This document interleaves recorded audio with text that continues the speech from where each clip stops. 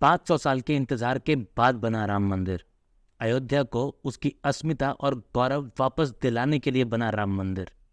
पर जिस पार्टी ने पिछले 35 साल से अयोध्या की जंग लड़ी और उन्हीं की सत्ता में रहते हुए वहां राम मंदिर बना, आज उसी पार्टी को अयोध्या की जनता ने धोखा दे दिया। क्या सच में अयोध्या की जनता को रेलवे स्टेशन, एयरपोर्ट्स, हाईवेज ये सब नहीं चाहिए? और कितना जायज़ है अयोध्या वासियों को गद्दार कहना? पर ये सब जानने से पहले अगर अभी तक सब्सक्राइब नहीं किया है आपने तो कर लो यार। अयोध्या में बीजेपी की हार का एक कारण जो हो सकता है वो है घरों और दुकानों का डिमोलिशन। जितनी तेजी से मंदिर बना उससे भी तेजी से मंदिर की तरफ जाने वाली रोड्स के दोनों तरफ मौजूद दुकान और घरों को तोड़ा गया। ऑपोजिशन के हिसाब से 2200 घरों और 800 दुकानों को तोड़ा गया। इसके बावजूद बेघर हुए लोगों ने कहा कि राम मंदिर बन गया, हमें और कुछ नहीं चाहिए, भगवान राम के लिए इतना तो हम कर ही सकते हैं। पर जब बात आई उनको मुआवजा देने की तो 1-1 लाख रुपए दे के उनको छुट्टा किया गया। कई लोगों ने यह भी कहा कि हमें मुआवजा मत दो, लेकिन जहां हमारी दुकान थी पहले उसी के आसपास कोई और दुकान दे दो। तो जिला प्रशासन ने उनसे 15-20 लाख रुपए की मांग की दुकान के बदले।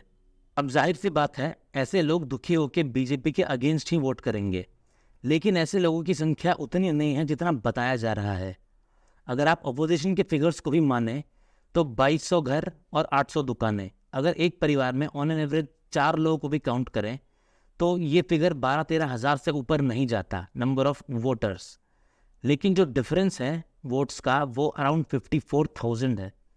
दूसरा रीज़न है एसपी कैंडिडेट अवधेश प्रसाद। अब एक बार अयोध्या के कास्ट पॉपुलेशन को देख लेते हैं।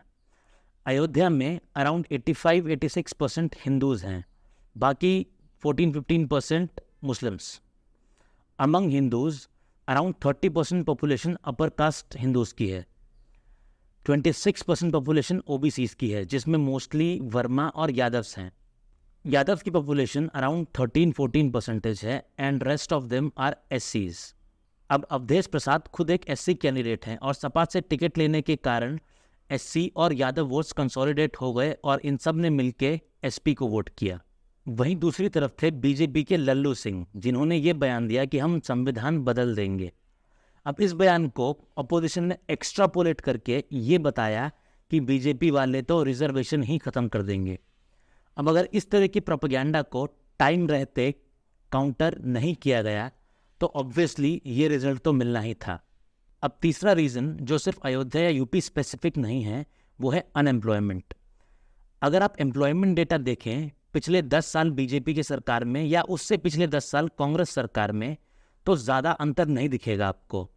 लेकिन 2014 में बीजेपी के आने के बाद सरकारी नौकरियों की संख्या बहुत तेज़ी से घटने लगी है।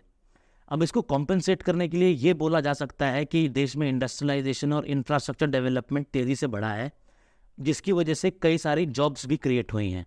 पर सरकारी वैकेंसीज़ के कम होने का सीधा सीधा असर लोगों के मन में ये हुआ कि लोग ये सोचने लगे कि बीजेपी कम नौकरियां दे रही है।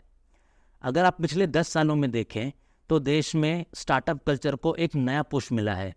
बीजेपी की कोशिश रही है कि देश में स्टार्टअप कल्चर बढ़े और सरकारी नौकरी माइंडसेट कम हो, पर बीजेपी इन कोशिशों में नासफल रही।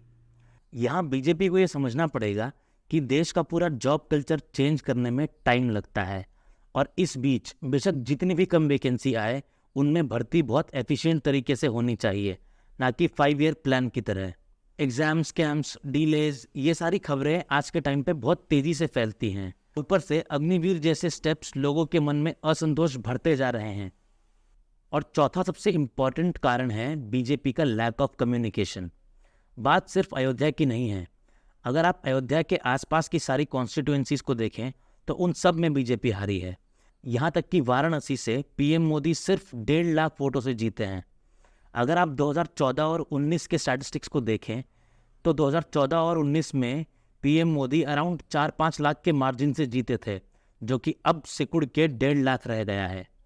अब इस लैक ऑफ कम्युनिकेशन या लैक ऑफ ग्राउंड वर्क के कई कारण बताए जा रहे हैं। कोई कह रहा है कि सीएम योगी ने कैंडिडेट्स का एक लिस्ट दिया था जिसे बीजेपी की टॉप लीडरशिप ने फेंक दिया। कोई कह रहा है कि सीएम योगी खुद कुछ भीतरघात कर रहे थे बीजेपी के अंदर। अब सच क्या है वो किसी को नहीं पता, ये सब सिर्फ और सिर्फ अजम्पशंस हैं। पर इस इलेक्शन से एक चीज़ क्लियर हो गई, nothing is permanent in democracy.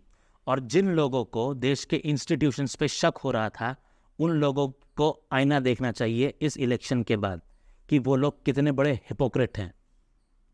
I hope ये छोटा सा एनालिसिस आपको पसंद आया होगा। अगर आपने अभी तक ये चैनल सब्सक्राइब नहीं किया है तो सब्सक्राइब कर लो यार। जय हिंद, जय श्री राम।